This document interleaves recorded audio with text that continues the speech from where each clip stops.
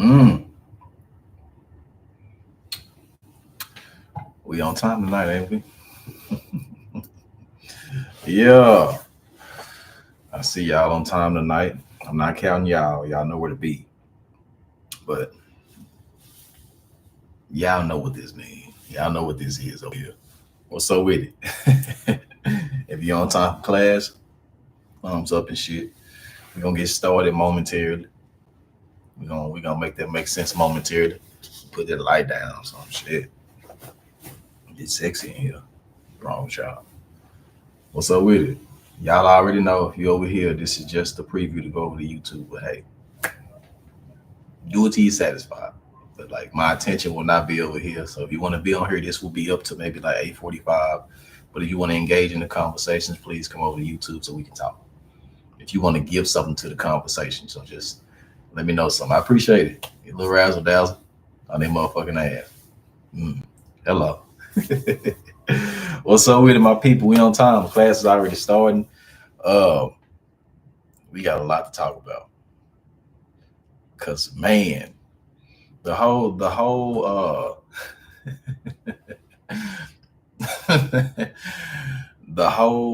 theme for the day is gonna be because man, it's a lot of shit going on right now, and I think this is the perfect time to have a mental Monday because a lot of shit just happened so radically, just so inadvertently, so substantially quick, so swiftly. A lot of shit just happened in life real fast.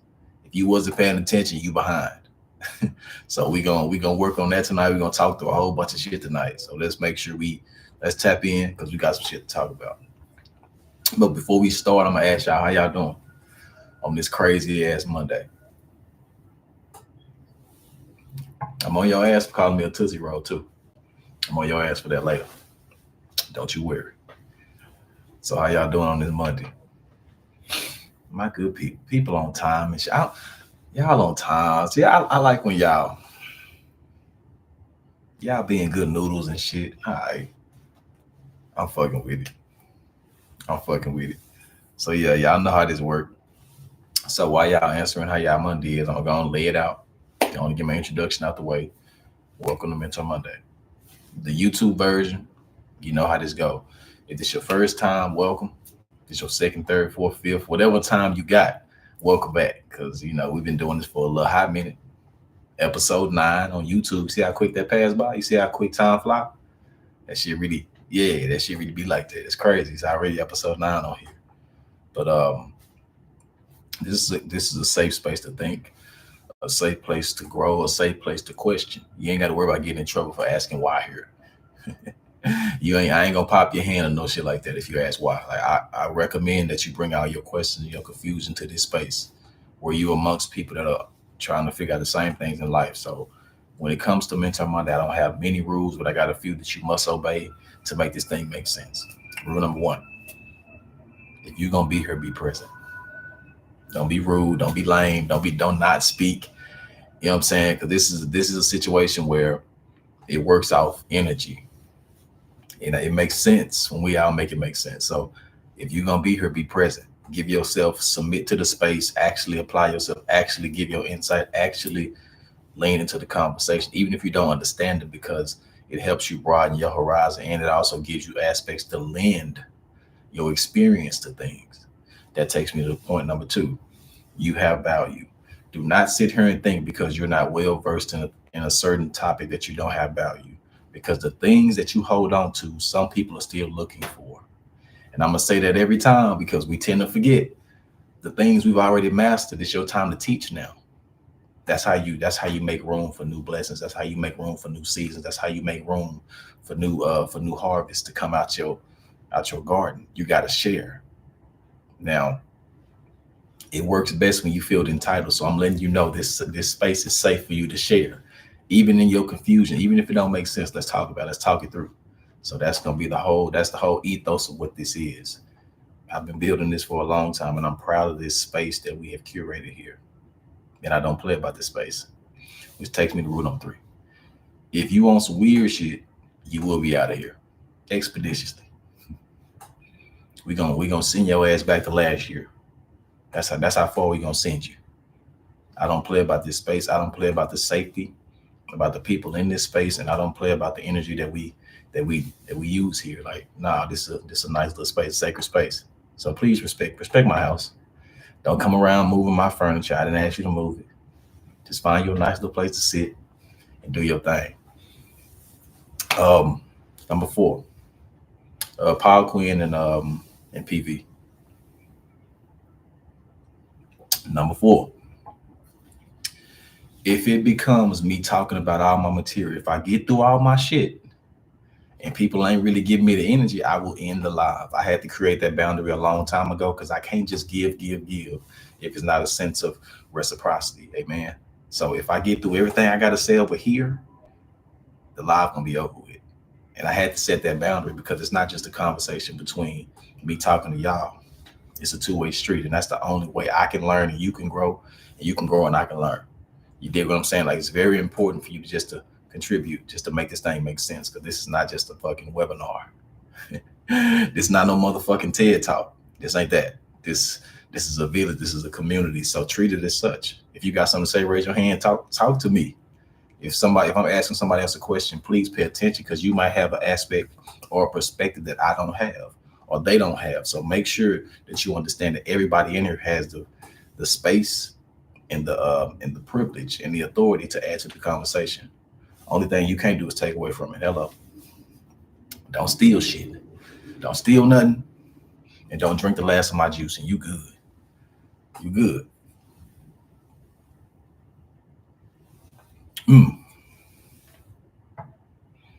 All right, bet. So now that that's out the way, welcome. And we got some shit to talk about. What's up with y'all? I fuck with if you gonna be here, cool. Just understand this. I'm gonna be on live for a little bit, but my energy is gonna be focused on YouTube. So if you have something to add to the conversation, I'm not really paying attention. I don't want you to think I'm ignoring you, but if you have the time to bring the energy to YouTube, I would appreciate it. If you want to just sit here and watch for a little bit, I appreciate that too. But this will be off at about 8:45, 9 o'clock ish. It's not gonna be on all night.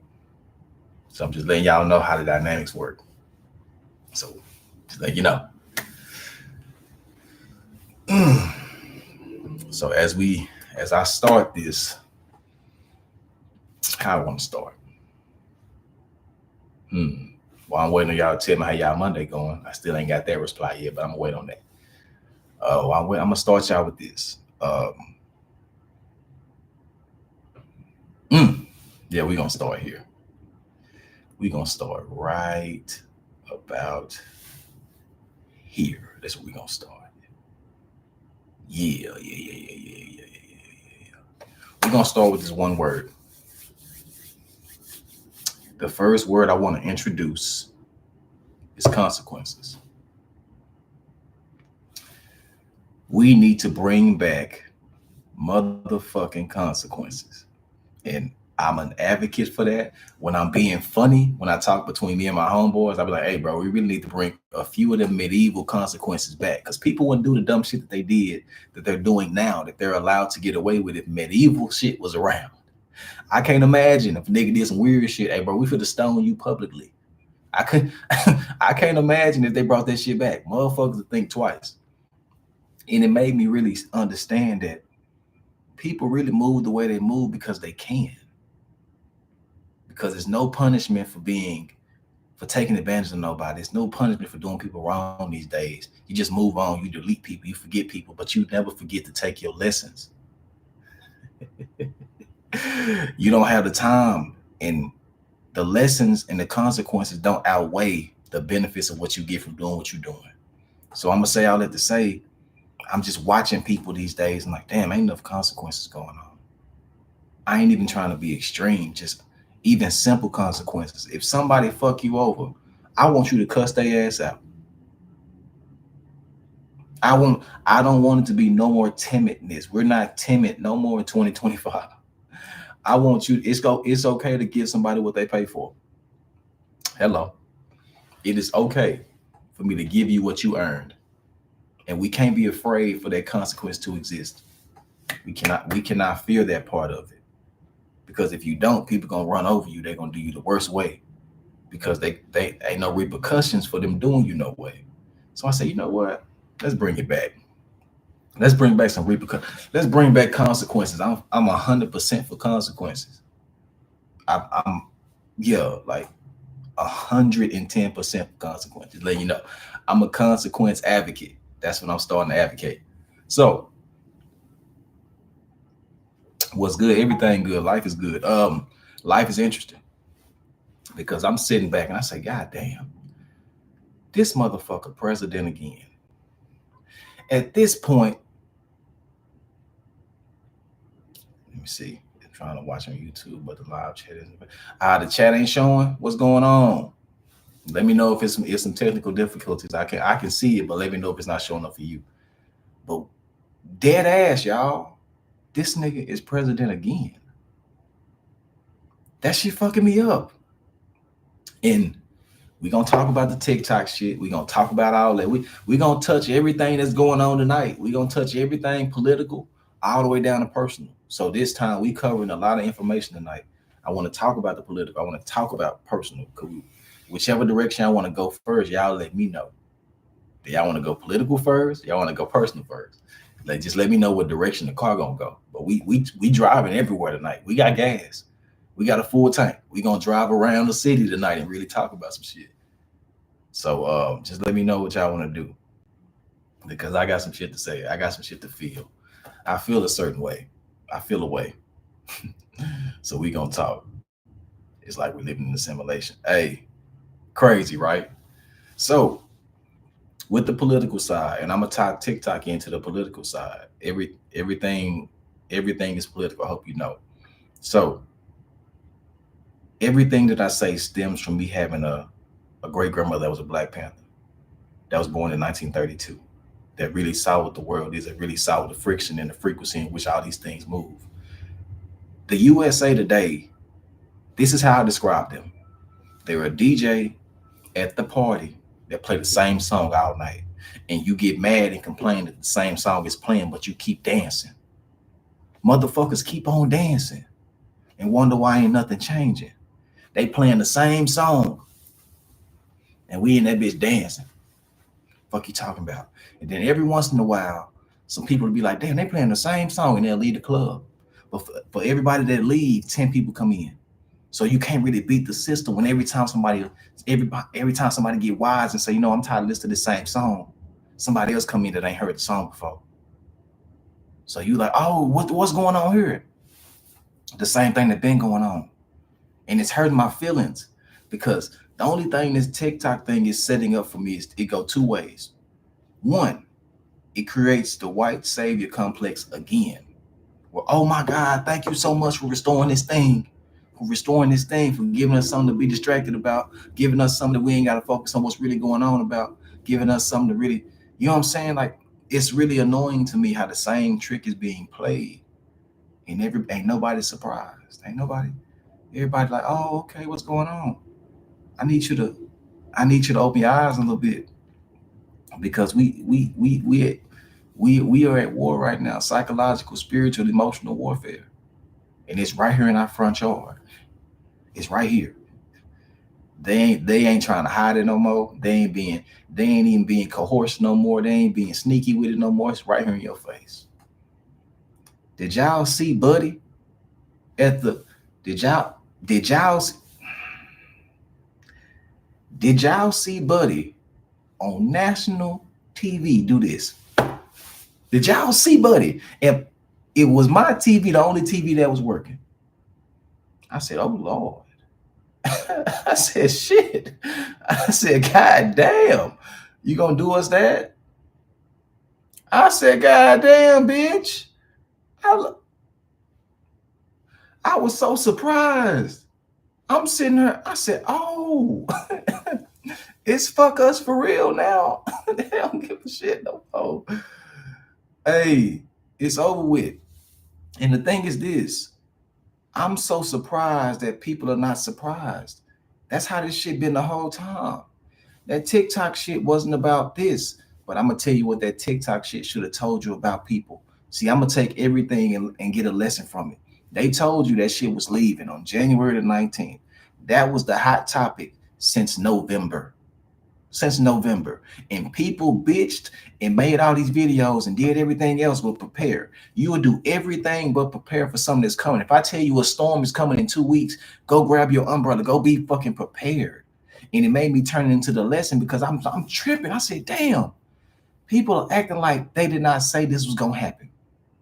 And that's what made me think. People must don't know that fat meat is actually greasy. And I'm so mad that they brought the app back because it pacifies people that fail to prepare and actually remove their reality. So now they're never going to be in a reason. They're never going to feel that urgency of having to be ready for something. They told you the app was going away. They told you that. You had people calling 911, tripping out, losing their whole mind because the app is gone. And I'm sitting here like, they told us 2 months ago. You ain't never heard of get your affairs in order?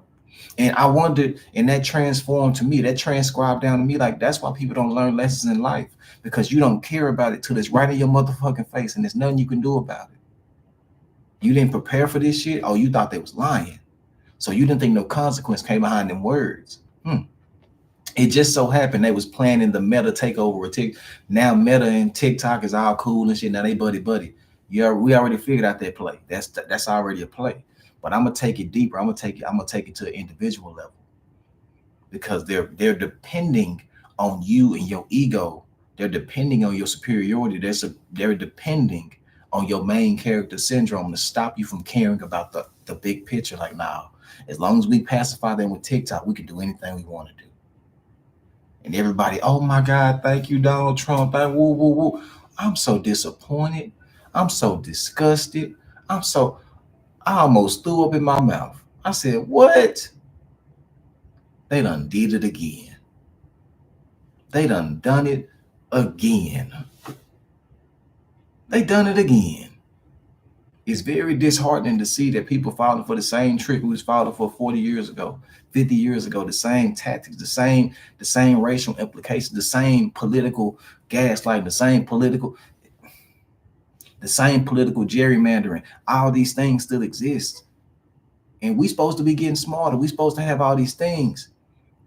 But these are not prescriptions. They're only pacifiers. And there's a big difference between something being prescribed to help you and something being prescribed to soothe you. A pacifier ain't supposed to help you. It's supposed to make you feel better, so you really ain't paying attention. So stop letting people give you pacifiers in life when they're not supposed to give them. They're really supposed to give you a prescription to take away what's really going on, to really fix what's going on.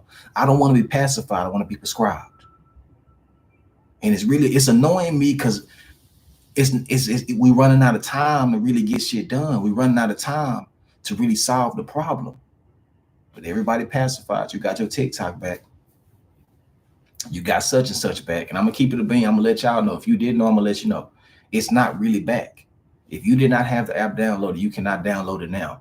It's doing the same thing that Vine did. If you remember the Vine days, when they said Vine is done, they didn't take it off the App Store. They just stopped updating it and it slowly stopped working. So if you ain't have TikTok before, if you uninstalled it, you can't reinstall it. So the app is not technically back. It's just back for the people that did not remove it. Uh-oh. So I'm just gonna let y'all know the whole little situation with that. I really want you to be cognizant of what's really going on and stop being spoon-fed shit that ain't helping you. Because it's how we remain stuck in the same situations. Oh, they doing this, they doing that. His ass back in office again. We didn't think fat meat was greasy. His ass back in office again. Now we got to deal with it. Man. But for the sake of the logic, I really want to keep this on a personal level.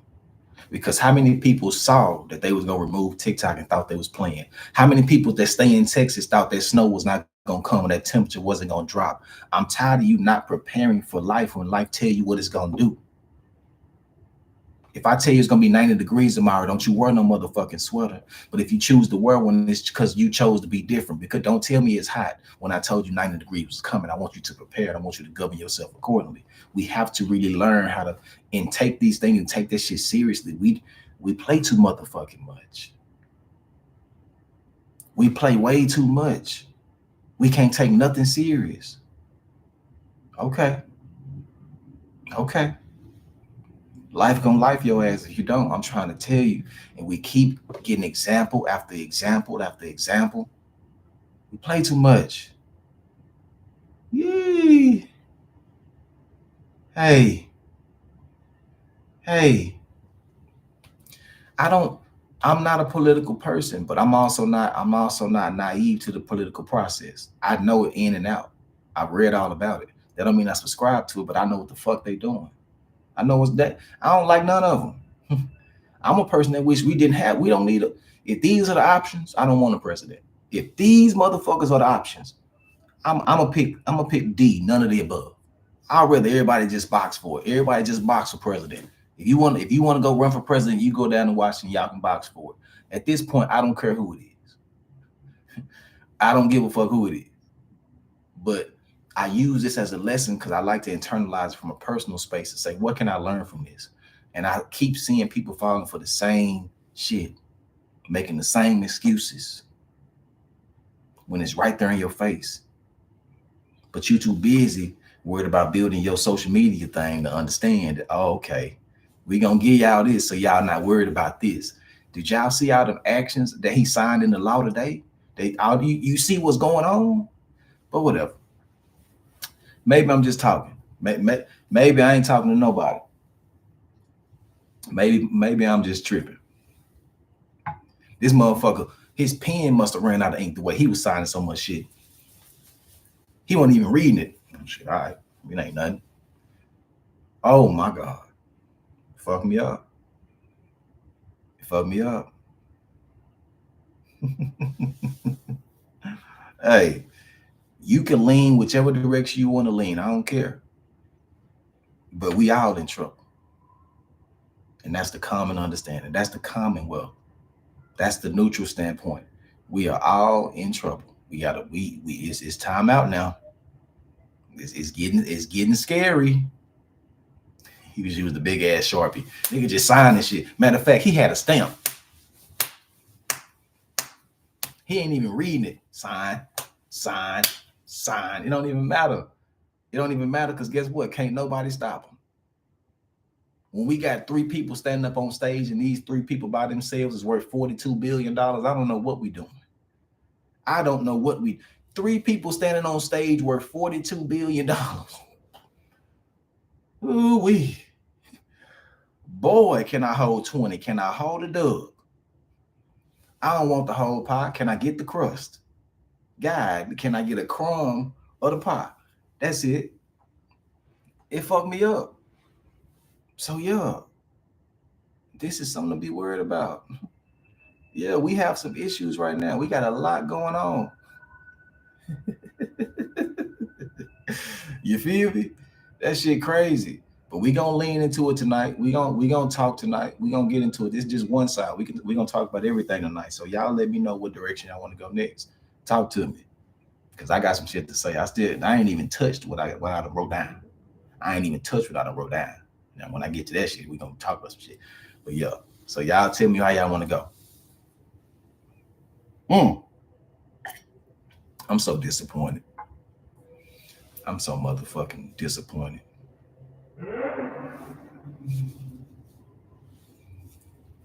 Yeah, at this point, you can control what you can control. And the more peace you have, you'll get more peace with understanding that this shit ain't never changed. None of this has changed. The system ain't never changed. The system has been what the system is. Yeah, I'm not feeling good. I feel that. I mean, I'm not really a football person, but I feel you on that. A whole bunch of everything piling on right now. It's okay. But yeah, all this stems from not believing something. I don't believe there's consequence to this. I don't believe they talking to me. I don't believe this applies to me. Matter of fact, let's go there. While y'all thinking about y'all question, because y'all not really talking tonight, I'm gonna let y'all slide for a little bit. But after I ask this question, I want to see something. But let's sit on that. I don't believe the results. This person not talking to me. That's not my problem. Because that's the logic that a lot of people take. Now, they ain't talking about me. This ain't this. Whoa, whoa, whoa, whoa. You know what I'm saying?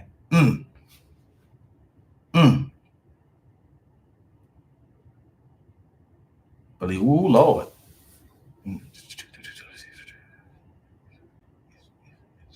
I feel that. Hey, a lot of people don't know how to feel right now, and I don't know if it's a way to help you feel it, but whatever you feel, I want it. Like, what's that honest? Like, okay, let's do this. Let's do this exercise. In one word, how does everybody feel about how everything is going right now? I just want one word. How does everybody feel about the situation, the circumstances that we have right now? I like honesty. Don't give me no bullshit. If you love it, you love it. I ain't gonna blame you. I ain't gonna judge you. I ain't gonna judge you. Just give me one word. Disappointed, overwhelmed. Okay.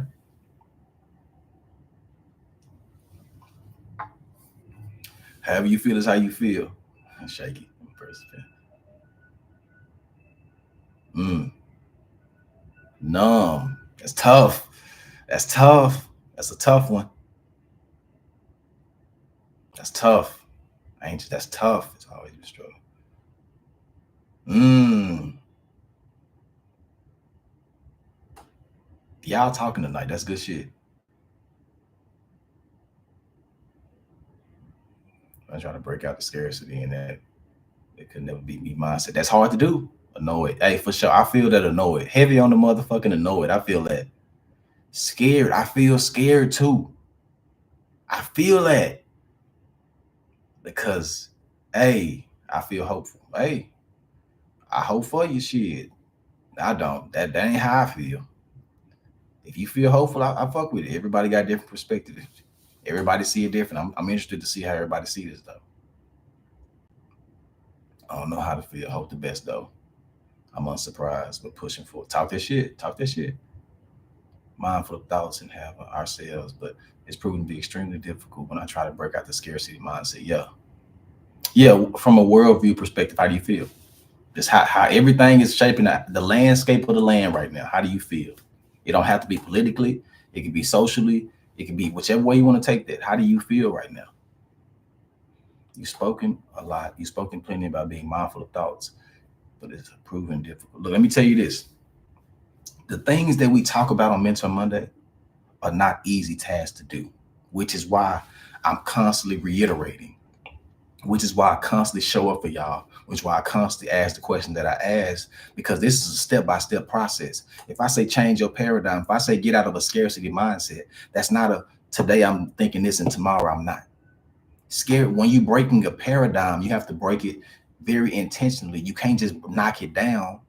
You got to remove the things that need to be removed. You can't just delete everything because you got to find out what's valuable, what you don't need, what you need to rewrite.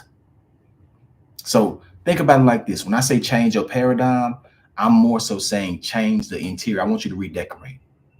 Take that couch out. Replace that. I want you to replace what you thought you knew and upgrade your thinking, upgrade your couch, upgrade the TV, upgrade everything in the house, metaphorically.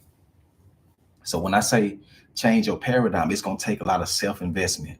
You got to spend some emotional money when it comes to changing you. And that's not a quick process. And everybody knows when you shopping for furniture, nothing's cheap. So when you want to be real to yourself, you want to change these paradigms and start trying to change that scarcity mindset, it's not as easy as just flipping on and off a switch. That's not what it is. It took me a long time to get out of that because you're going to realize how deep it's ingrained in your everyday decisions. It ain't just one decision. It's so deep within you. It shifts and it morphs and it blends into everything that you do. The way you buy clothes, the way you do. When I say your paradigm is something that's consistent through your being. When I say you trying to change your paradigm, you're trying to go through and change everything. And it's going to take a time. It's going to take intention, and you might fail. You might fuck up. You might slip up this day, but that's okay. As long as you don't admit defeat, you get back up and say, okay, I'm still moving with intention. That doesn't mean you're not going to have friction. That doesn't mean you're not going to have struggle along this journey. Just because we say things, and when I advocate for you to change these things, I say it the way I say it because these are new challenges for you to do. But once you complete these challenges, your life will be so rewarding after. The reward for changing these things is endless. The reward for changing your paradigm is endless. But this is an easy thing to do? No. Because in principle, it's easier said than done. And that's with everything that we talk about here. If you want to communicate better, you can't just proclaim I'm a better communicator. You actually have to work on it. It's gonna be times where you fuck up communication. It's gonna be times where you make the mistake and you have an outburst.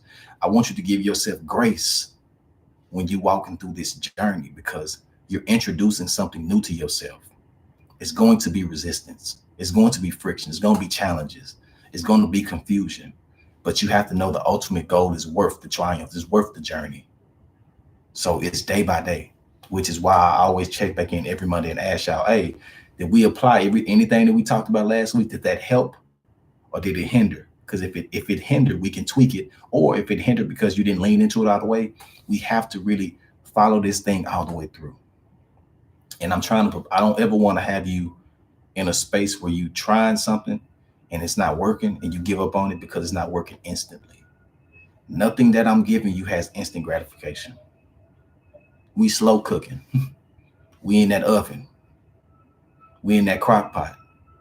That's what life is. I don't have no quick solutions for you.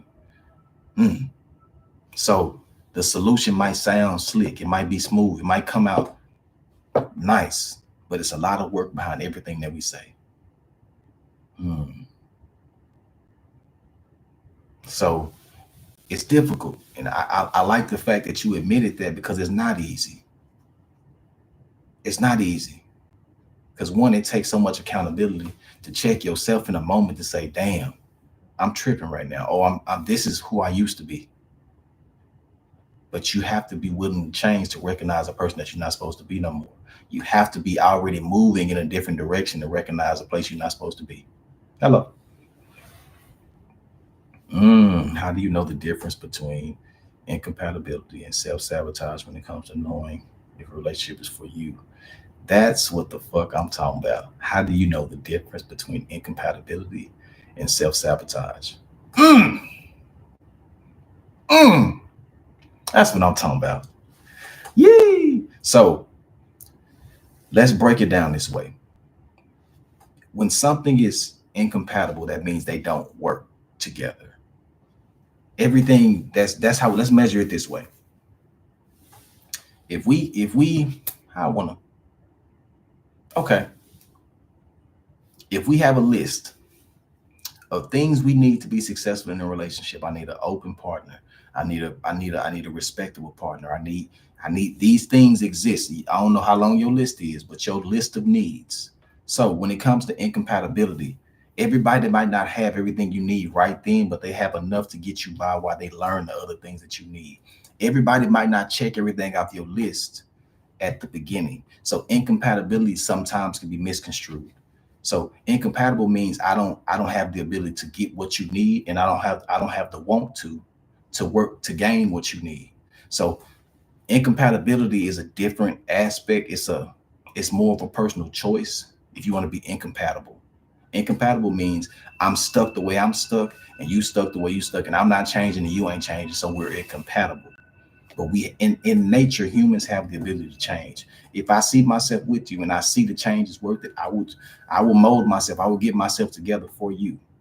So incompatibility and self-sabotage are two ends of a spectrum that I like that we're having a conversation about.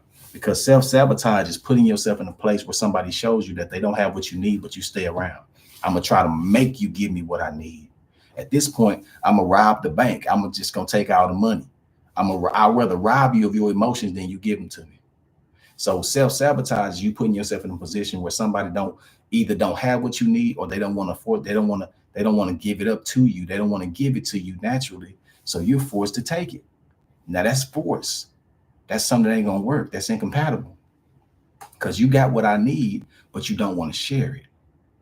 So it's a lot of personal choice that deems something incompatible. So are we water and oil? No matter how long we sit together, we'll never mix? Or are we another type of solution? So when you know yourself, you know what you don't belong to, and you know what you don't belong around. If you ice, you know you can't be compatible with no motherfucking fire. But you have to know yourself before you put yourself in a place that will harm you or destroy you. But you can only know how to move and groove if you know yourself enough to know what you actually are. If you've done the work to say, okay, I'm this, I can't take this, I can take this, I can tolerate this, I can't tolerate that. Because the more you know about yourself, the more you know where not to be. The quicker you can make the decision of this is not for me. And you won't end up self-sabotaging yourself by thinking something is for you. This shit don't serve me. Fire and ice ain't got nothing to do with each other. I don't need to be nowhere close to you. You got it. You got it. That's a good ass question. That's a great question. It's hard to break out of instant gratification. It is, because we're taught instant. We're taught instant gratification. That's all we taught. That's why I advocate for baby steps. You can't run a mile in one step. It's one step at a time. You can't jump a mile. If your goal is to get to a mile, you must also be able to appreciate the steps it takes to equal a mile. Now, that's a lot of steps, but you got to appreciate those steps, because if you accumulate enough of those, it's going to equal a mile. But there's nothing you can do that's going to take you from 0 to a mile instantly. We got to learn how to love the work. We have to learn how to love the work. And when you say you want somebody with substance, that's somebody that's work.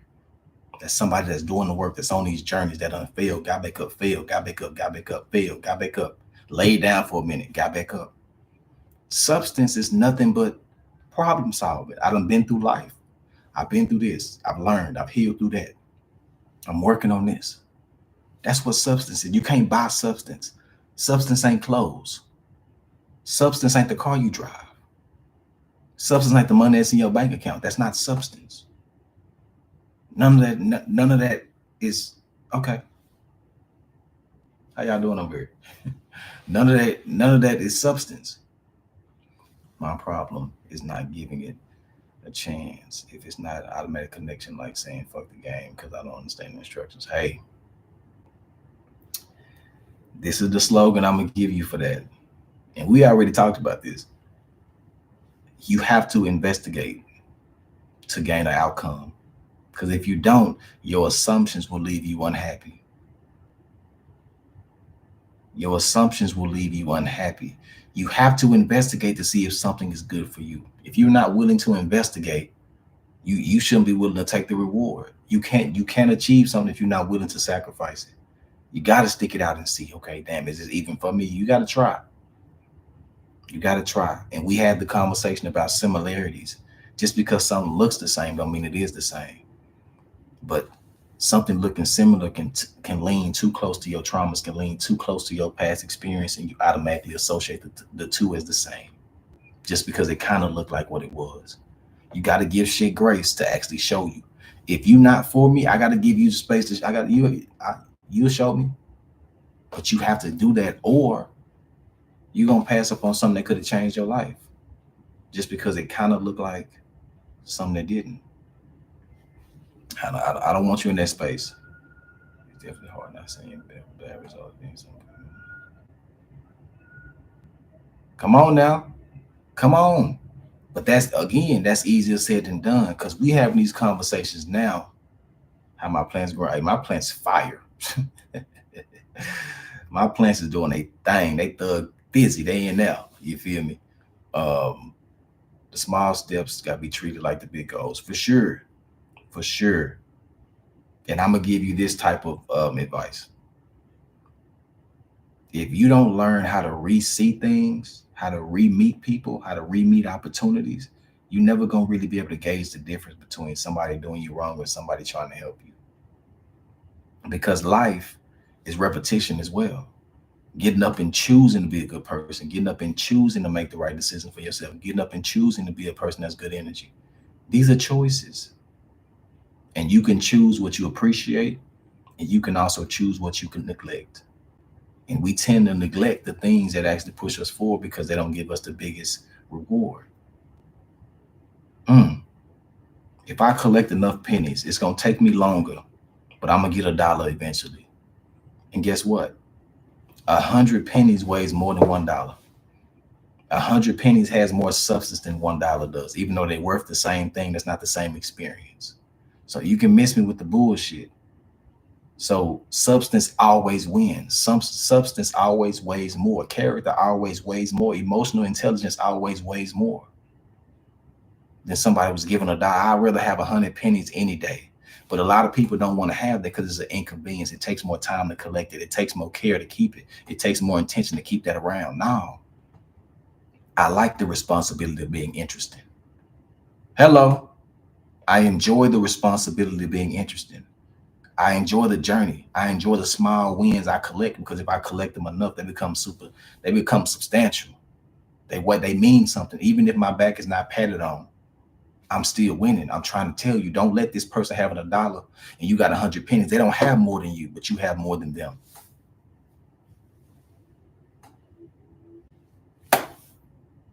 Like, I'm trying to paint that as clearly as I can because it might feel like your journey ain't serving you. But if you stay on that road, when you get there, you're gonna be more of a complete person than that person that just got dropped off at the place. Now, sometimes you gotta walk, and when you get there, you got something to talk about. Your journey is yours, and you gotta enjoy it. You have to embrace it. Hey, hello, Jesus.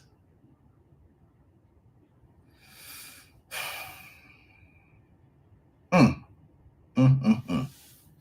And that takes me. Let me go into my little segue real quick. I call this one they do not believe you. And I wrote this. I said, people will know it's better out there in the world. People know it's better options than them, but they don't believe you will actually go find it. It goes back to that word we was talking about, consequences. People don't believe you're going to find something better. So they're going to treat you whatever way they want to because they know it's better options, but they know you're not going to take the time to find them. It's not about what's out there. It's about what you're going to settle for. It's about what you're not going to do. I know it's better options out here, but I know you're not going to go find it. I know you're not going to do the work to find it. So I'm going to do you any way I want to because I know you're not going to do it. We're constantly teaching people how to treat us, and we're constantly teaching people that what we'll tolerate and what we won't. Man, so when I say consequences got to come with you, sometimes consequences removing yourself and actually going to find better. Saying, no, I don't deserve this and getting the fuck out of there. Not turning around. Whatever you left, you left. I don't give a fuck what's in there. I don't need nothing else. I don't need nothing that was there. Completely detaching yourself from that season. Uprooting yourself and planting yourself in another garden. That shit sounds scary as hell. But if you don't take that journey, they're going to internalize how much you won't do it. People will know it's better out there, but they do not believe that you'll actually go find it. Complaining is not changing the behavior. Complaining about something is not changing the behavior. And people will internalize that you will complain all motherfucking day, but you're going to be back. And what do that sound like? We complain about politics all day. We complain about all these things out there. We constantly do the same shit. We complain about this. We complain about the people we don't want to talk about, but we still be around them. We complain about everything, but we don't do nothing to change it. So they banking on you to be complacent. They banking that you going. I'm trying to tell you. I'm saying it the way I'm saying it because people are learning you by the way you treat yourself or by the way you won't treat yourself. Say,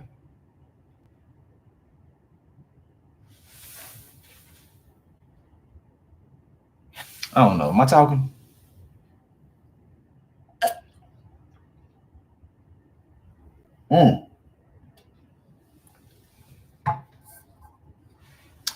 Okay, the live on IG for the go. I appreciate y'all for tapping in. If you want to jump into the conversation more, we're on YouTube. It's my name. If you want to give to the conversation, I would appreciate it. If you got time, jump over to YouTube for me. It's in the bio. We gonna wrap. I appreciate y'all. Get y'all out here. Yeah.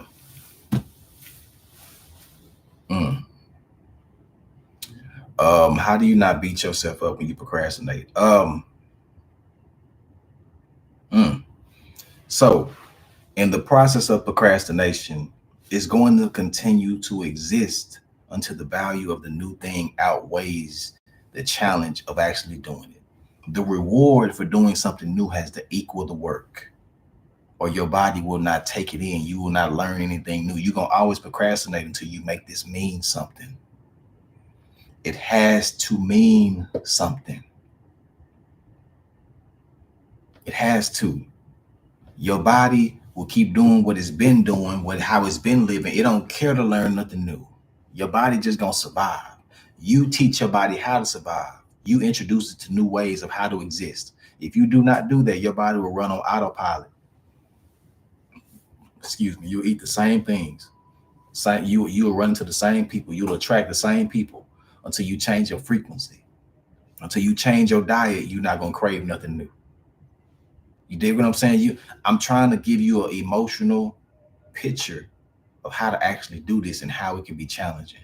Because when you're trying to introduce something new to yourself, it has to mean something. You got to give yourself a reward. So you might procrastinate, but you also have to give yourself grace to say, I'm not perfect. I'm not perfect. So it's going to be a challenge. It's going to be difficult because I'm still going to crave these old things. But the moment I give in, I undercut my process and it takes me away from my destination. So how do you not beat yourself up? Sometimes you got to look at yourself and say, motherfucker, you bullshitting. Sometimes you might need an emotional ass whooping. I don't want you to avoid the consequences of bullshitting because you can't just keep giving yourself grace and grace and grace. And then that actually turns into your excuse. That turns into you actually not eating your food. And if you say grace too long, your food will be cold. We gonna say it quick. Jesus, well, I'm trying to get to my food. I'm hungry. I'm trying to change my life. I ain't got time for, oh, Father God, Jesus. That long prayer is going to leave your food cold. So the more grace you try to give yourself, the more your food will get cold. I know he's all right. And I'm good. I'm good. Jesus, well, I'm good. I'm good on that. So when it comes to giving yourself grace, it also has to be a consequence. When you bullshit, you got to call yourself out on that. Because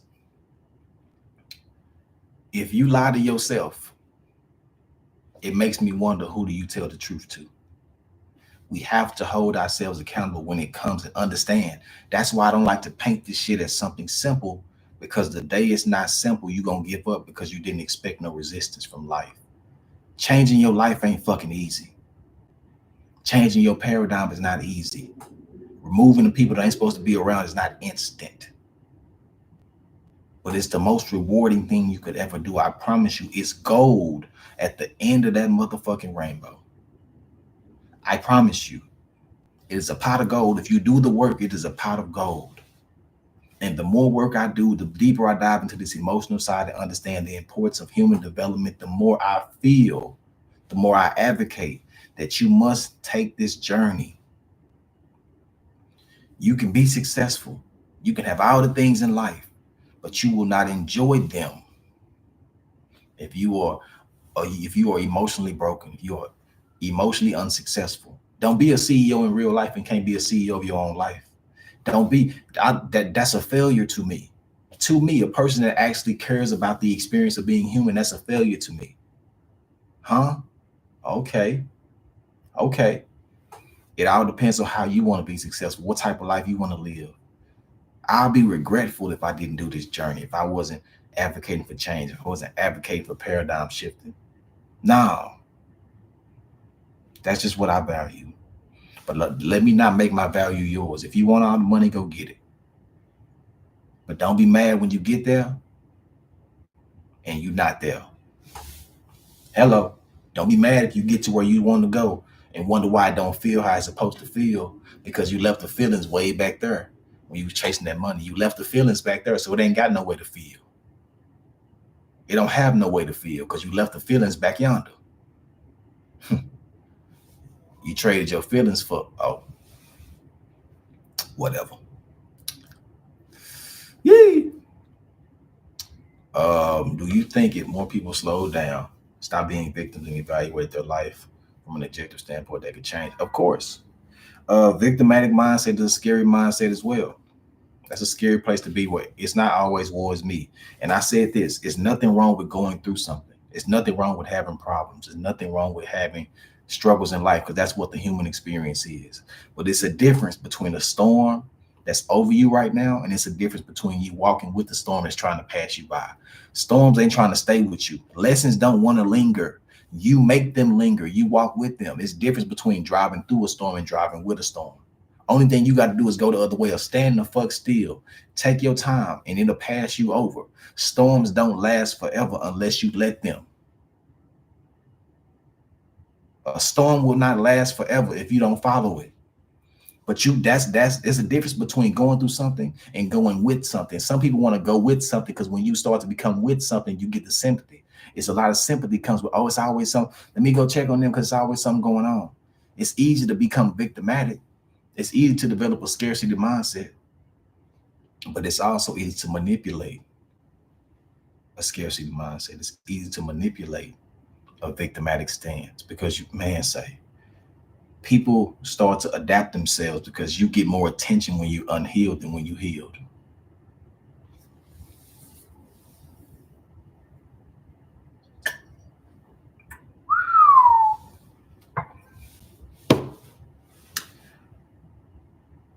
I would heal myself, but people don't care as much about me when ain't nothing going on.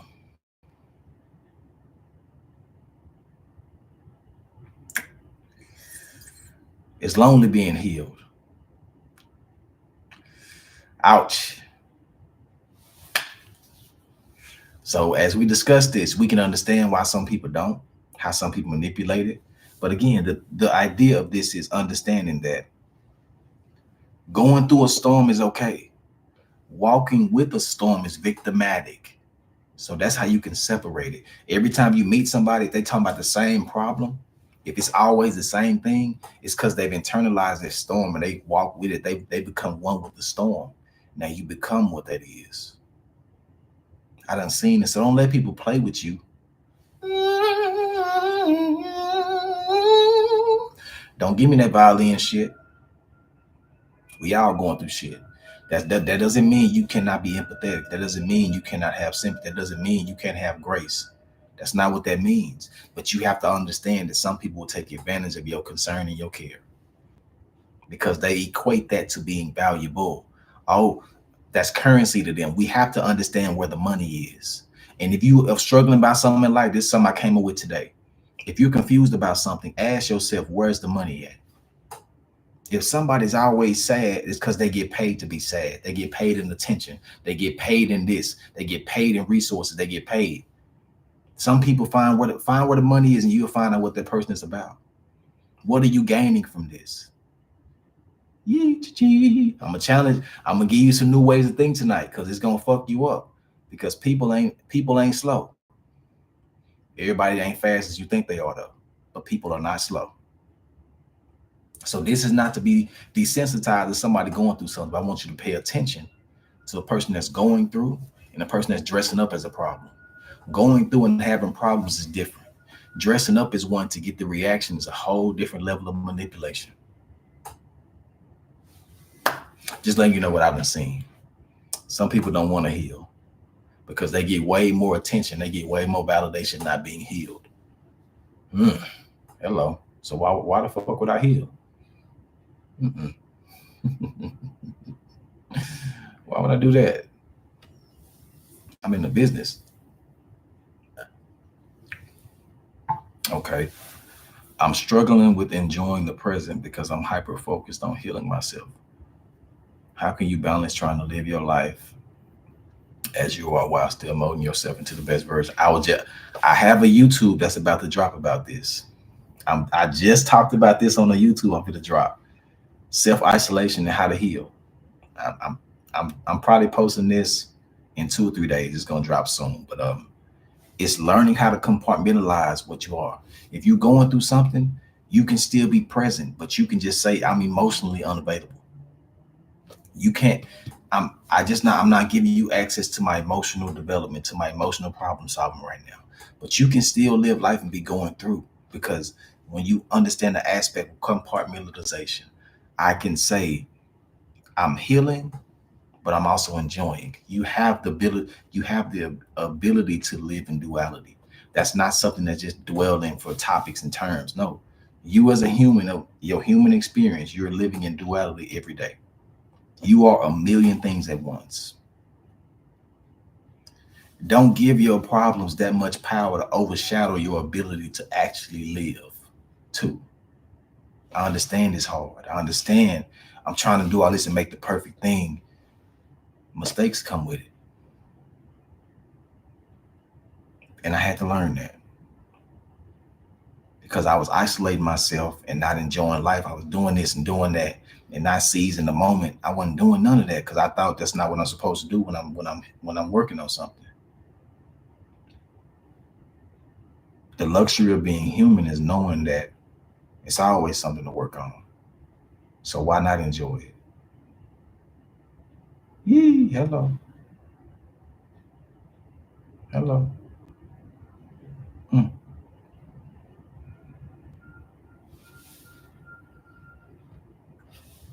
I do sometimes experience the feeling of loneliness. I work on transforming the internal experience and enjoying my time. Talk your shit. Probably won't see this right now, but it's a great question like that. Talk to me. Just focus on strengthening our strengths. For sure. For sure. I'm gonna tell you this. Um, your car still work when your check engine light come on. If you don't fix it, it won't work down the road. Don't neglect it. But if you got something you need to do, you can still run and do it. That's how powerful your body is. Your check engine, I done seen nigga drive with them motherfucking light on for 2 years. Your car gonna stop eventually. But if you prioritize and understand, okay, I can do this real quick. So you can do a lot of things when you ain't all the way there. You ain't gotta be all the way complete to be a masterpiece. The portrait, you know what I'm saying? The masterpiece ain't based on completion. It's based on potential. So while something might be wrong in your life, it ain't stopping your car. Now we giving normal examples. We ain't doing no outlandish shit. I ain't taking them outlandish routes. I don't know. But in the normal sense of life, that check engine light will be on. And you can still drive that bitch around.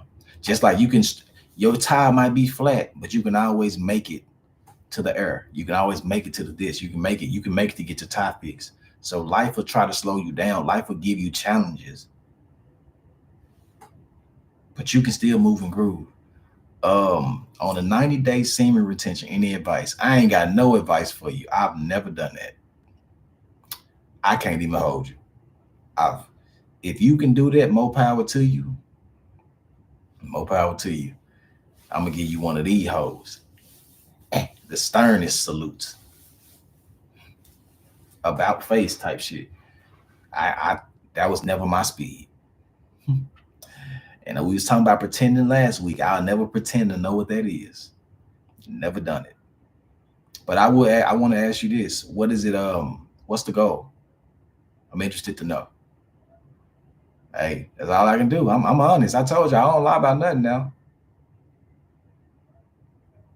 Clinical algorithm. Okay, talk that talk.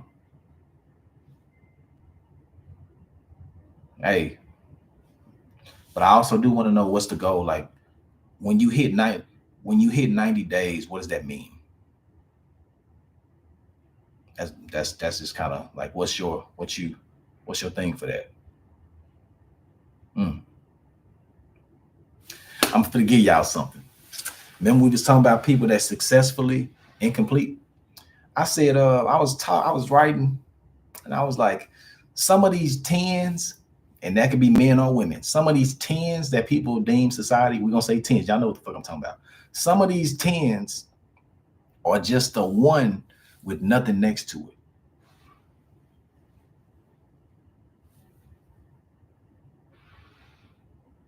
I'm gonna say that again. Some of these tens y'all deem in life is nothing but a one with nothing next to it. It fucked me up. I said, "Ooh, bitch." I said, "God damn." Hey, and then it got me to thinking. I say, "Shit, I'd rather be a 9 than a 10." The goal is to have more energy and be more. I feel that. I mean, I don't. Again, this is not my area of expertise. If that's what you're gonna lean into, complete that. Make it make sense. And make the goal has to be worth the work. Again, that is the thesis. For if you're trying to introduce anything new into your life, the goal has to be worth the work. Has to be worth it. That's the only way you're going to internalize it and actually bring it into your normal. It's a great goal. Real deal. But that's funny to me, right?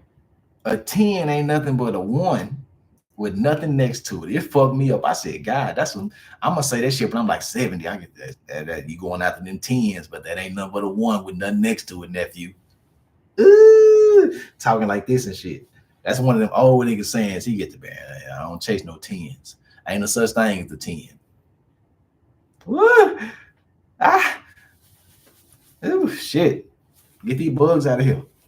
Woo, that fucked me up. I was right. I said, damn, that's crazy. That fucked me up. That shit fucked me up. Where we going next? Where I'm gonna take y'all next? Here we go. Let's talk about. I want to stop the bus on conflict resolution real quick. And this is the overarching theme. The discrepancy between loud disagreements and silent resolutions.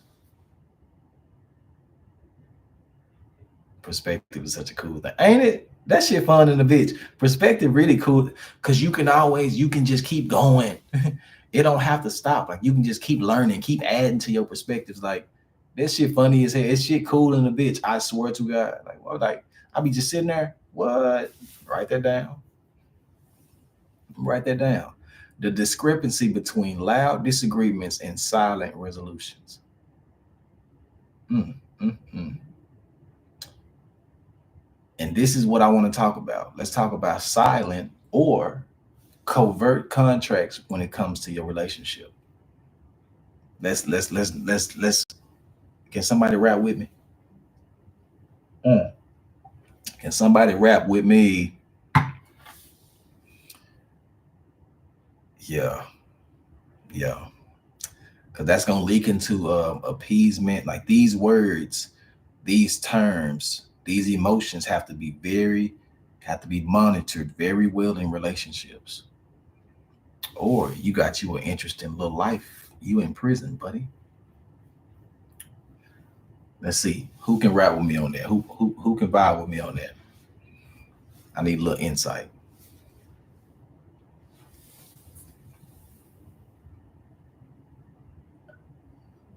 Ooh, I got fruit punching that bitch tonight. That motherfucker punching me. You see my eye get little. That motherfucker hit me in the eye.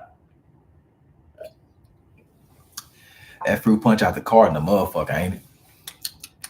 It got a good aftertaste. You still drinking it when you done drinking it. You damn, still drinking it. About 3 drinks. About 3 sips. I won. Ooh, telling you. I'm telling you, I ain't tripping.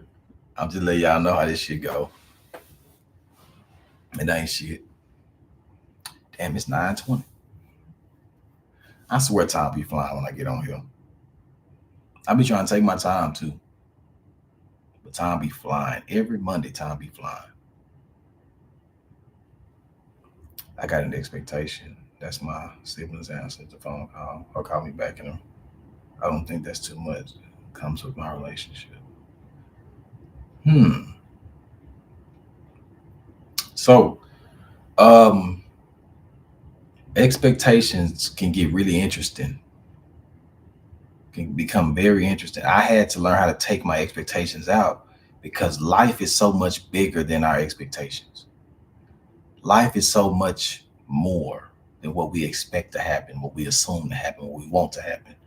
It's a million decisions between what we want and what we need to happen. There's so many things to happen. This month is flying by too. Not to me.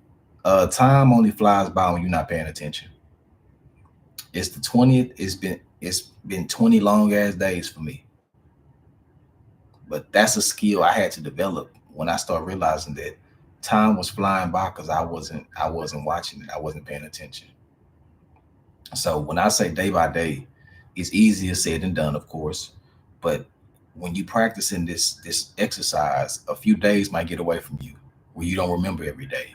And maybe I remember every day because I journal every day and I write down a date every day. And if your days are passing by too fast, you got to do something to slow them down. You have to apply yourself and take advantage and take account of moments more. And not specifically saying you, but that's for anybody who's in that space that feel like January's passed them by. It's because you wasn't valuing the time, or you're waiting on something to come and you're neglecting what's already here. And just like if a nigga can't wait to Christmas, Christmas gonna come like this because you don't care about nothing else. If Christmas your favorite holiday, your favorite time of year is fall, it's gonna come. Everything gonna fly by because you're not really valuing. You really just living. You really just coasting through it to get to what you really want. And the things that you neglect do not exist. And I'm gonna give you a funny example of that. When you drive to your destination, what you don't look at doesn't exist. That's the power of perspective. If I don't see something, it doesn't exist. How many times you've been driving somewhere and don't remember really driving there? And you get there like, damn, I don't remember nothing. Because you so focused on getting somewhere that you're neglecting the ride and the journey that it takes to get there. And you can do that in life, and you can become so numb to your process that time just passes you by because you're not focusing on nothing. Mm. I'm gonna give you a closer example. I'm gonna give you a better one. You see how the fuck y'all looking at me right now? In your peripheral, you can see everything that's next to me, but it doesn't have detail. The details only come in life from focus. When your life is lacking detail, it's because you're lacking focus. We can't look at everything at once. You can only look at one thing at a time. You can only make something exist one thing at a time. Mm,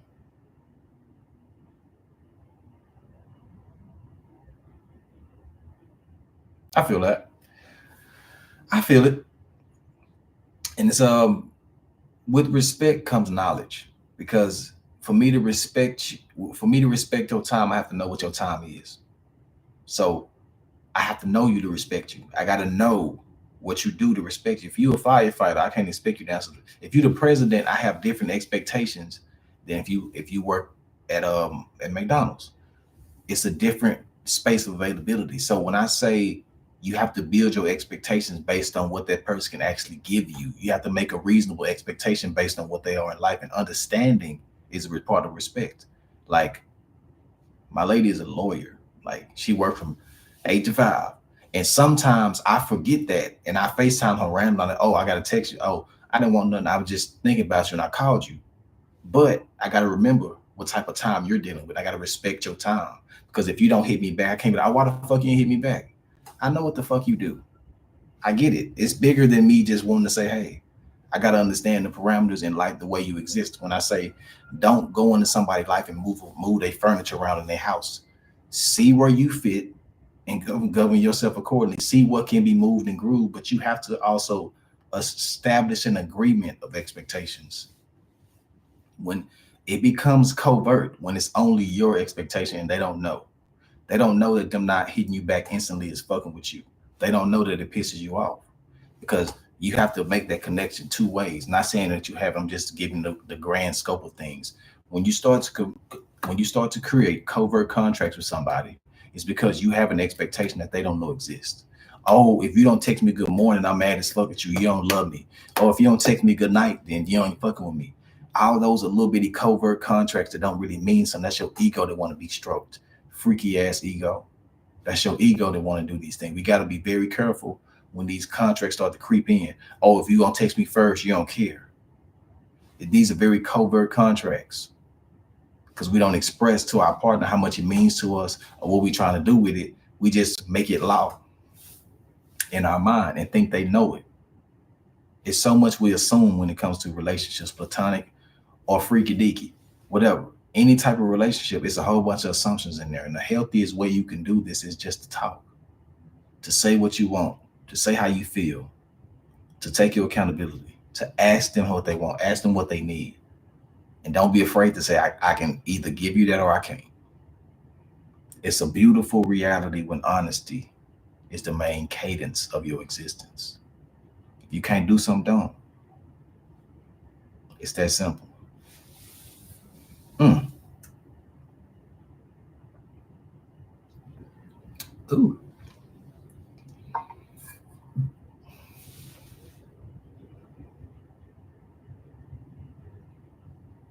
Mm.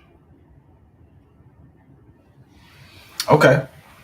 So if I go into a store and say I want 100% wheat bread, and they say, hey, it'll be here in 2 weeks, either I'm willing to wait or I would go to another store that has it in stock now. I would never tell you to wait and not get something that you don't need. It's all about how important is it to you, how valuable is it to you, and how much of a necessity is it. Some things you can wait for, some things you need right now. If it's compassion, if it's empathy, if it's acceptance, if it's resourcefulness, if it's accommodation, if it's soothing, if some everything, you got to figure out where you rank these things. Are these things priority? Are they code red? Are they code what color? What, do you need it right now? Because somebody that knows themselves can tell you, hey, I ain't got that for you right now. I can work on getting it, but I don't have it now. And that is the best thing about being adult. We give each other options. If I tell you I don't have something, I'm not going to have you waiting around for me to find it when I know you need it right now and I know it's priority to you. So I'd rather you go out and get it. That's what's called not wasting somebody's time. I ain't gonna waste your time waiting on my shipping when I know you need it now. And if you tell me you can wait and you want to explore, you do a little more, you'll look at something else. Cool, we can work. But again, knowing yourself is knowing what's there and what's not. And I'm not going to waste your time having you look for something I know is not there. That's just me. So if you communicated this and they don't have the bandwidth to apply that to you, either you can wait for them to gain that knowledge or you can get your ass on. I'm saying that in a respectful way. Or you can get your ass on and get what you need right now. Mm. Let's bring back consequence. Okay. Okay. We can talk about it. Consequences have to exist for order to exist. It, people can't do you wrong and be able to come back and get the same version of you they got before. People can't do you wrong and come back and get the same version they got before they did you wrong. You can't, both of those versions cannot exist at the same time. When you do me wrong, something has to change. Accessibility, interest. I don't know what you're gonna change, but you cannot be the same person after they fuck you over and come back around. You can't be the same. It has to be a consequence. Something has to change. The reality cannot be the same, or they will internalize that you're not gonna change nothing. They're gonna do the same shit over and over again because there's no consequence that come with you. When I say you can't let that lonely night make you go back, you can't say, oh, I'm bored right now, so I got no. You got to stand on that. And I'm trying to frame it in a way where everybody can understand it. You just can't be the same version of yourself that got hurt when they come back around. You can't be that. You can't. Because then you start people pleasing, then you teach them that you're not gonna fight for you. So they're gonna beat your ass up emotionally. If they're gonna bully you. Everybody know a bully that get, only thing you gotta do is fight back one good time and you good. They good on that. So I'm telling you, I had to learn these things and I had to really understand how I was doing it incorrectly. You just can't be the same version that you was. Something has to change. I don't talk to you the same. The affection is gone. The consideration is gone. The empathy is gone. The accessibility, something has to leave. You can't be the same. You can't treat them the same. They changed the reality. Guess what? It's more expensive to be over here now, ho. You can't bullshit with me, bitch. Any advice on relationships before college? Yeah, I got some. I'm an advocate of be happy, but I'm also an advocate of explore. So a lot of people gonna tell you out of fear that it won't work. A lot of people done been done wrong, but what you don't want to do is take somebody else's prescription from their consequence. It can work if both of y'all want the same thing. But understand this, it's a lot of variables that exist outside of your ambition that can deter you. One, you're getting older and you still learning yourself. At one point, you like this person. In 6 or 7 months, your whole sense of attraction might change. It has nothing to do with them. It was going to change naturally. I'm just trying to give you a lot. It's a lot. That's a very, very tangible. That's a very volatile situation because so much can change it instantly. And it don't even have to be about that person. Y'all can be like this right now. As soon as you turn 19, y'all start doing this. 20. You don't, that's the funny thing about life. The more you know, the more you show. And the younger you are, the less you know about yourself. So you look up 3 to 6 months from now, you don't even like them no more because your whole attraction done change. Is that a good or bad thing? I don't want to speak about good and bad. I'm just letting you know how many variables are going to be added to your situation. Because when you go to college, you're going to see a lot of shit. You're going to see a whole lot of shit. To my ladies, you're going to see a lot of new niggas you ain't never seen before in your life. You're going to see a whole lot of different levels of handsome. You thought handsome was this, but handsome is a whole nother thing when you start seeing different variants of handsome. To my guys, you thought you knew what beautiful was until you start seeing some more beautiful. But that doesn't mean that what you have now cannot grow and prosper into something successful. I'm never going to close down that option. That door is not closed. It's just a whole bunch of shit you get exposed to. Because I'm never going to be the bearer of bad news. But what I tell you that it's going to be challenging because y'all are growing and you're also putting yourself in a different environment. Just that's all I'm going to say. Can it be successful? Yes. Of course, it can work. But hey, it's going to be different. You're going to have to be resilient. You're going to have to be resilient. For real, for real. Yee. I swear. That's a good question, though. It's 9. We got about 30 more minutes. Talk to me. Where we going next? Ooh. Don't want to give y'all that.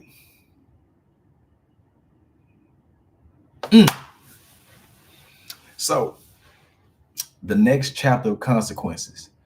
You have to make your consequences swift. Well, I wrote this down. Let your actions be instant. Don't take the time turning your TV down all the way to zero when you can just hit mute. You dig what I'm saying? When it comes to you and your boundaries, the reaction and the consequence have to be swift. It cannot be a delay. Don't turn your TV down, motherfucker, hit mute. Ain't no sound coming out this bitch. That's over with. Excuse me. That's over with. That is over with.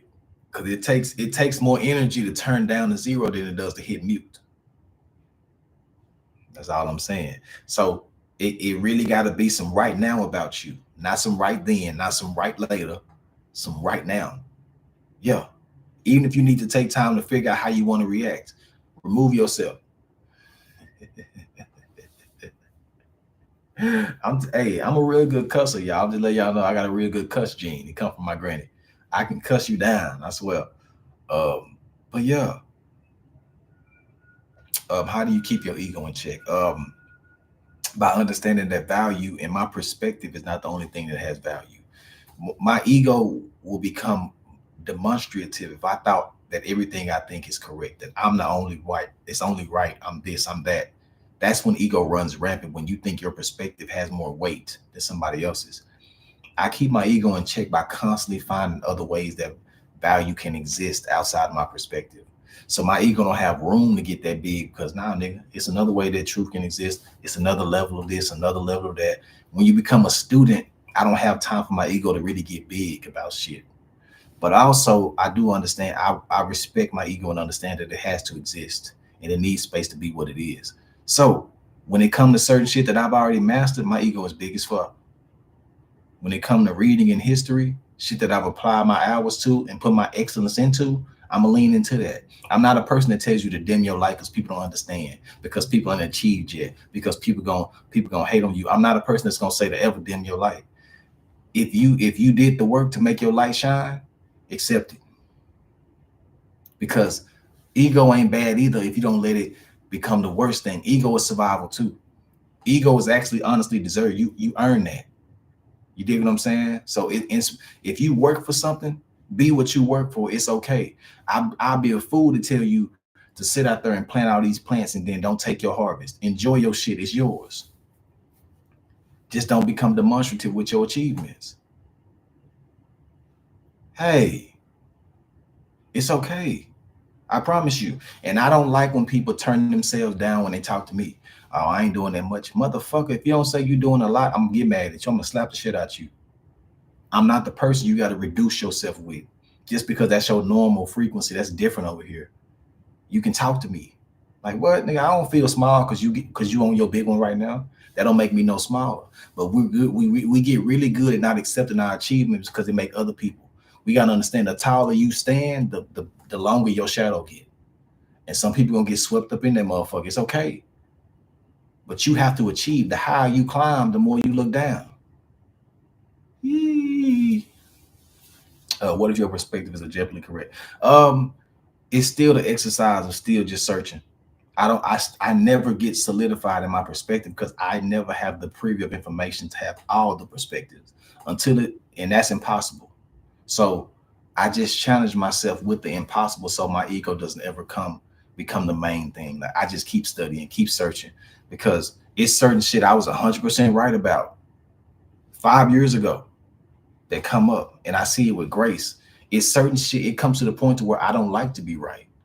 I wish certain things wouldn't happen in the way that I say they don't happen. Like, damn, I wish that wouldn't happen like that. But that only comes from my work and my search for validity. So ego for me is a very interesting one, where I do a lot of work where it doesn't exist in that type of freak. It doesn't exist like that. It exists in a way that kind of pushes me to be better. Um, I know it's my ego when I get offended by something else that exists. When it's survivalist, when it becomes like, oh no, I'm right and you wrong. When it becomes like an argument, when I start feeling away, that's typically in the realm of my ego. In mine, that's how my shit works. If I feel a way about it, hey, nah, then come on now. That means you ain't being open. That means you're being kind of closed off, and you think your way is the only way. That means, hey nigga, check yourself. Okay, I got you. But that's how I approach mine. Everybody's ego doesn't have the same type of, you know what I'm saying? That's just how my shit works. How hard should you punish yourself when you're failing to achieve your goals, but you know you're the reason why? Um, you need to take yourself back to the necessities. Ain't no more luxuries. Ain't no more luxuries. You have to you have to be unafraid to punish yourself. I like the way you said it, because how hard should you punish yourself? It's nothing wrong with going back to the basics. Take the luxuries away. That's shopping, if that's Amazon, if that's whatever you do that don't need to be done, that you want, the wants gotta go. Until I align myself and actually earn these things, you have to be the principal of your life. And we can't let that part of us, oh no, I can't tell me nothing. You got to be able to dismiss that idea. You got to do your thing. Like, when you when we do good, we want adoration, we want the praise. But when we do bad, we just want grace. Punishment come with that too. That might just be, oh, I can't do it. And when I say it's simple, I can't watch TV later. I can't. I give you mine. If I don't read and I don't write in my journal every day, I can't go skate. No matter how bad, no matter how bad I want to, I can check my motherfucking self. Hey, bro, you ain't jumping that journal. You didn't read two pages. You didn't read two chapters today. So what the fuck you think you doing? Put them motherfucking keys down, lame ass nigga. Nah, you ain't fit to just, no, not in here. So it's a lot of different hats you have to wear with yourself. It's a lot of different personalities, but you have to have a warden that's inside you. What I say, go. No, you got to be able to tell yourself no. And typically, the type of punishment I do with myself, I take away the things I I love the most. I can't play the game if I ain't worked on this. I can't go skate. Even though I'm grown as a motherfucker, I could go skate if I want to. In retrospect, I can do whatever the fuck I want to do. But that's if I don't, if I'm trying to push myself to be better, I have to have a certain type of discipline and consequence about myself that has nothing to do with nobody else. And I got to do this when nobody's around. I got to remain consistent to myself when nobody's around. That's the goal. That's the challenge of being consistent with your growth, being consistent in your passion, being consistent. Because when motherfuckers ain't around, motherfuckers tend to slack off. Yeah. Like if it's 3 in the morning and I'm driving home from the skate rink and I pull up to a red light and ain't nobody coming, I'm gonna sit there. Because I would sit there if it was 3 p.m., I would still sit there. It's no difference between 3 p.m. and 3 a.m. The only difference is you wouldn't get caught if you did this at 3 a.m. You wouldn't cause no accident at 3 a.m. So you think this is a different paradigm. No, I treat both of those things the exact same. I apply consistency in my life and try to make the best decision, even when nobody's looking, even when I wouldn't get in trouble. Wouldn't nobody catch me running no damn light downtown at 3 in the morning. I'm trying to go home. But what, you know what I'm saying? But I still move as if I'm still gonna get caught. I'm gonna get a ticket or somebody gonna run through the light. I don't know. But see how you can sometimes justify doing the other thing, justify taking shortcuts. I don't take no shortcuts when it comes to me. And when I do, trust me, I feel it. Oh yeah, nigga, you ain't doing this. You can't do that. You can't do that. You can't. I'm my parent for real. I be parenting myself, dead ass.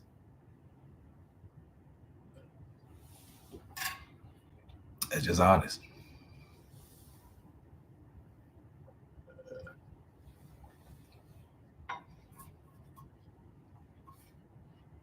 Mm, I'm dealing with that now.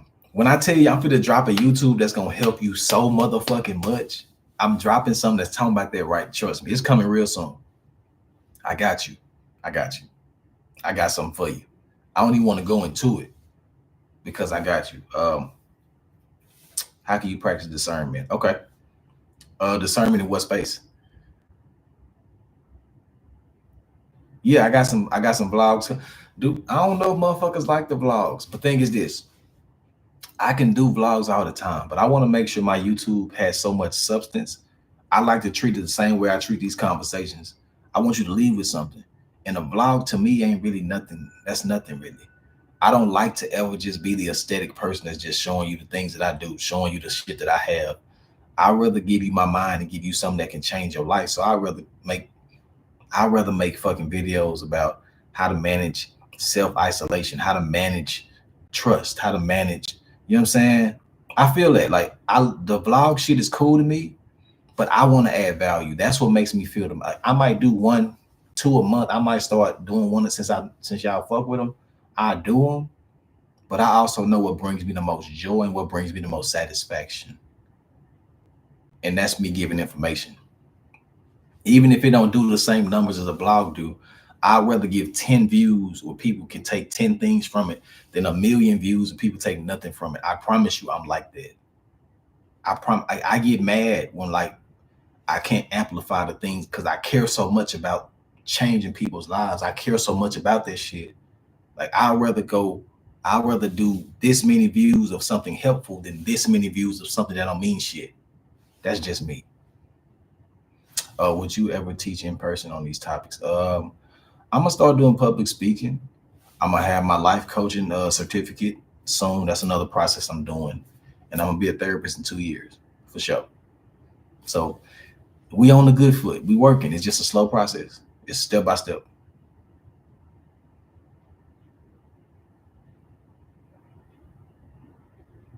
Mm,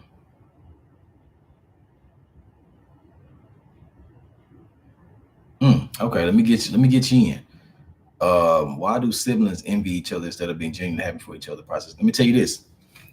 Okay, before we get to siblings, we understand that these are two different people, and we have a natural way we think that engagement should happen because it's your family. These are two different people that have two different emotions. These are two different people first before they're siblings, but they're two people. So the way we interact is human first, and then it falls into the category of are y'all related, or y'all this, or y'all that. But that's very natural, because the last thing I want you to do is pretend. Like, we cannot act like these emotions get caught or they get stuffed in here, or they don't exist. They actually are amplified when you have siblings, because you're gonna start to compare. You're gonna start to do all these are your first examples of actually comparing. This is your first example of feeling inadequate. These are your first examples of feeling less than or more than. This is where competition starts. When mama like you a little more, daddy favorite child, like these things exist. So why does Mm. So why do siblings envy each other? It's because it's a normal human emotion. Until you learn how to regulate it and stop internalizing the comparative side, you have to teach that. But until you do that, it's gonna be a natural thing. That's what it's gonna be, because it's competition. As much as we try to make it cute, if you have two kids, it's competition. It's up every time they wake up, nigga. I can be louder than you. I can shit more than you. I'm just saying, we being funny, but the way we look at competition exists even through that lens. The family perspective doesn't stifle th- that emotion. That's how strong that shit is. Let me see, but I feel like I used to have a more open mindset to possibilities and opportunities in life, liveliness. I'm not currently feeling. What could I do about that? Okay. For me, when my life got closed off and I started to forget how broad it can be, I started reading more, and I started really expanding myself and becoming a student, and also had to check the ways I had developed a victimatic mindset. I had to check the ways that I had succumbed to my problems. Had to check the way I had subscribed to my circumstances. Sometimes you're going through something that gets you, it knock you off your square. It make you forget who you are. It makes you forget how powerful your mind is. And we can lose track sometimes. That's human error. That's okay. That's okay. But when you lose track of the destination, you waste more gas just driving around being lost. It's a way that you have to have a button that takes you back. You got to have a place, an event, a book, a person that pulls you back to reality, that lets you know you okay. And it's this. It's because you don't want to lose that twinkle in your eye. You don't want to lose the magic of this, because the moment you lose that idea, everything starts to be defined by where you are currently in life instead of where you can be, or your ambition of how you could grow. So if I'm suffering right now, everything is looked through a suffrage lens. Everything is seen through that. You have to understand that it's so many different hats that you can wear. And if this one fucking me off and I can't really see life ain't as bright as it used to be, I need to go back and work on my appreciation, my gratefulness. You know what I'm saying? My empathy. Like, it's skills you can do. It's lessons that you can reteach yourself to get you back on that side of it. Because when you going through life, it get hard. You're gonna lose yourself. You're gonna forget. And that's why being a kid is so amazing, because you just get to dream. Life ain't real yet. You get to just dream. But if I tell you that dreaming is not just the luxury of children, I'm really trying to bless you with a new perspective. Adults can dream too. It's just adulthood gets in the way. And we forget to make time for our inner child. We forget to make time to do that little thing that don't really mean nothing, but it means everything to our inner child. It means everything to us. So when you lose that, lean into your inner child. You might be missing something. And I don't know what specifically put you in that space, because something closed it. If your mind was open, something is closing it. Something is warping your perspective. So you just got to build on that and understand, okay, where did I go wrong?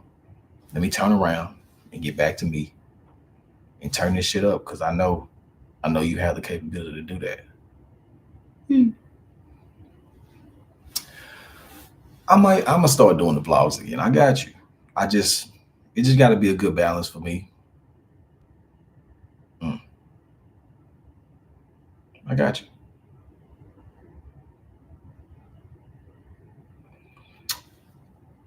I'll be a great there. I appreciate that. I feel like that too. I feel like I'd be a great therapist, which is why I'm saying yeah, I'm gonna do it for sure.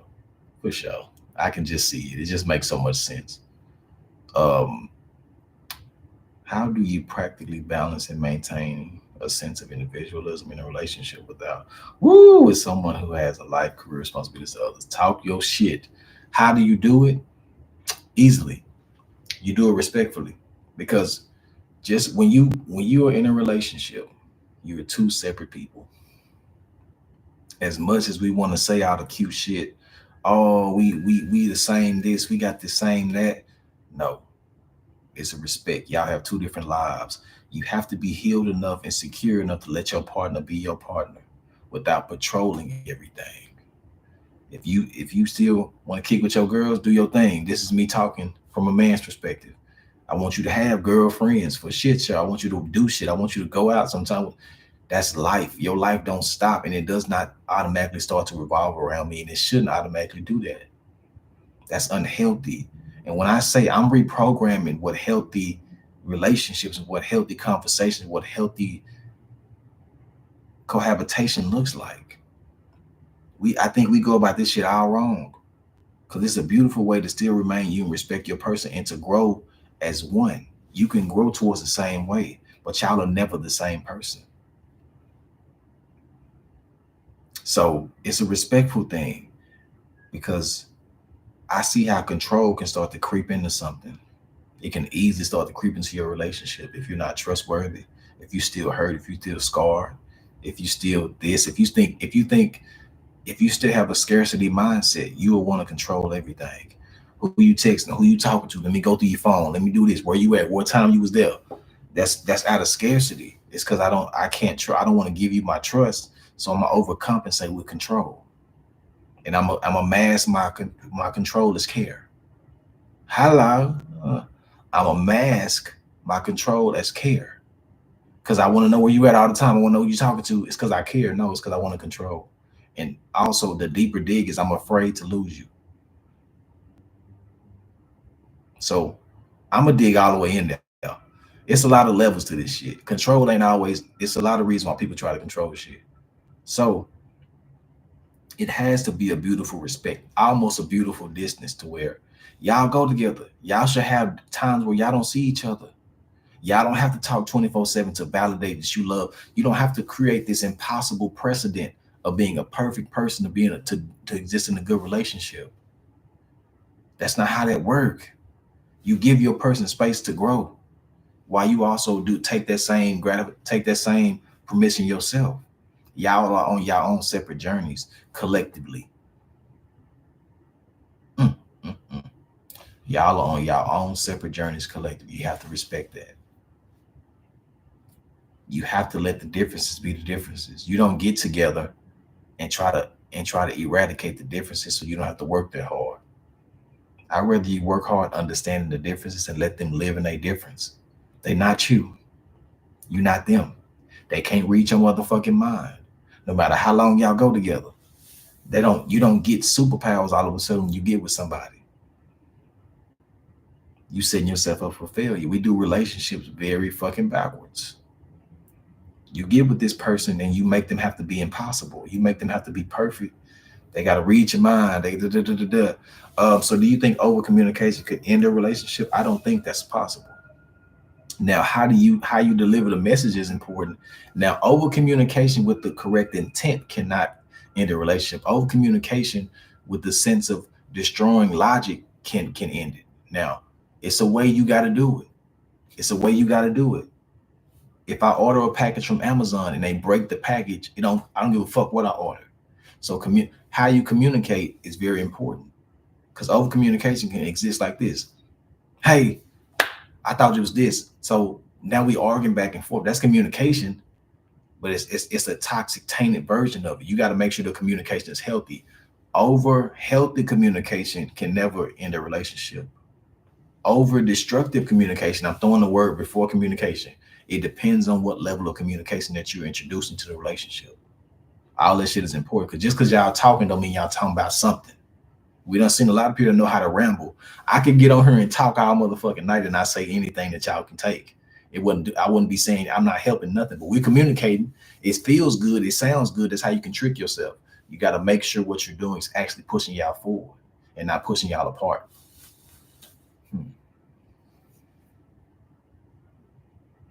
It seems like a lot of people don't know the difference between control and care, depending on relationships. Sometimes they overlap a little. Parents as child is usually, yeah. Come on now. Because the last thing I'm going to be in a relationship is your parent. If that was the case, I'd just stay single. If I have to check on you every turn you make, I'ma just stay single. If we gonna argue every time we bring emotions up, I'm just gonna stay single. And like, that's what we're not gonna do.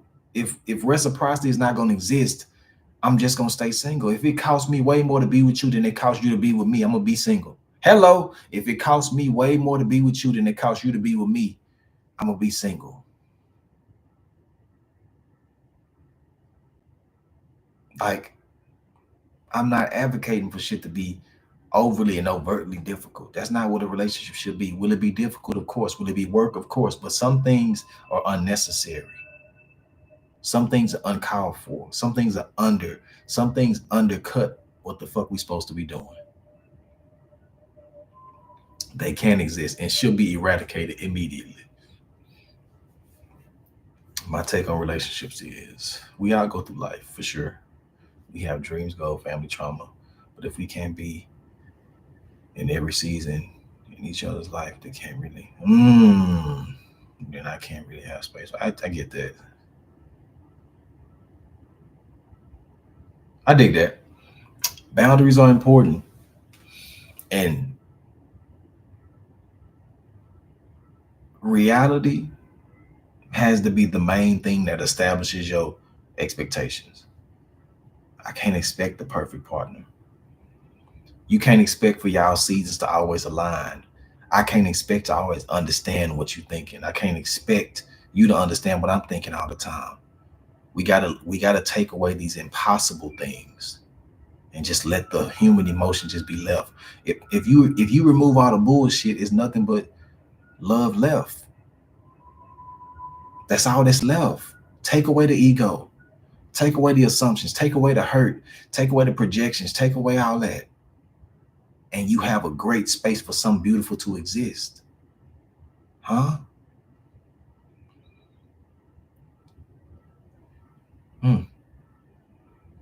It's beauty in there. It's just too much shit around it. It's too much shit around it. And I got 3 minutes. Another task I want to give you in relationships is understanding that you have to learn how to re-see somebody. Every day can be amazing if you allow it to be. If you become complacent, if you become arrogant, if your ego starts to get louder in your relationship, you can't see your person with new eyes every day. So every I love you is not the same. Every hug is not the same. When I say you can't trust a person that'll never wear the same outfit twice, because if that's the case, they'll never be able to wake up to the same person again and be like, oh, hell yeah. They're going to be in such a need to always find a new resource, a new this. But you ain't got to search for newness when you can find newness in your person, as long as they open enough to show you. If you're open in a beautiful relationship, it's always something new. Even if it ain't sexy, even if it ain't this, even if it ain't aesthetic, it's always new. You can always find new within your person. And it's time to go when ain't no more new to be discovered.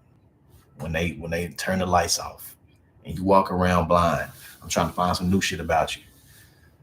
But we can talk about that next time. We got 1 more minute. As we come to an end, it's always thank you. I appreciate y'all for tapping in, for staying, for giving me the energy, for staying this long, for being consistent. Because it's not something you have to do. It's always a choice. And I appreciate y'all every time. And I say that every time because I never want it to become something I forget to do, something I get used to doing because y'all don't have to be here. And which is another extension of the relationship conversation. This person ain't got to be there for you. They ain't got to be considered. They ain't got to do it. They ain't got to do a motherfucking thing for you. So when things are done, show your appreciation. Again, let the appreciation be just as loud as the gesture. Baby, I love you. I love you too. Why you say that? I just want to say it. That's it. Mm, crazy. We can expound on that next time. Just remind me. I appreciate y'all. If you're not subscribed, please subscribe. I got more videos coming. My next video dropping is um isolation is not healing yet. That's the next title. Isolation is not healing yet. That's it. I'm dropping an ebook maybe next week, coming soon. It's gonna have some good shit in it. Um, yeah, I'm gonna give y'all one little piece since it is MLK Day. I want to give y'all a little history real quick. Can somebody please tell me what happened to Nate Turner? Before we go, just real quick, I want to see what y'all know. Can somebody please tell me what happened to Nate Turner? And I'm asking you this for a reason, so you can never forget the true colors of this nation that we live in. I want to see who really know the real story. I want to see something real quick before we go. Just because it's MLK Day.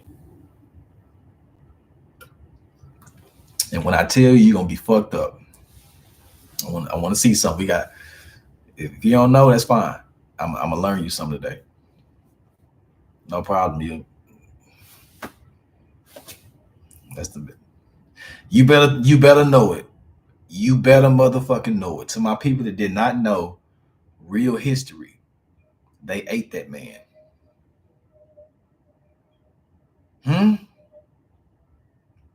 I just want to shine a little light on the place that you call the place that you live in, because that ain't in the history books. That ain't taught. Look it up. So I want you to really start reading shit. When I tell y'all I really be on that shit, I know real history. They ate that man. They don't want to. They don't want you to know that. They don't want you to know that. They practice cannibalism a lot. Did they tell y'all that they made furniture out of our skin, and the upholstery inside the furniture was our hair? You know how many slaves you got to kill to make a couch out of them?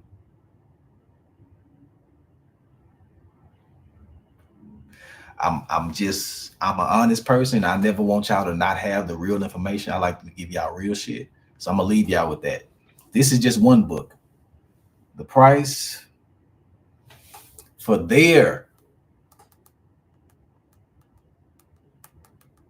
pound of flesh.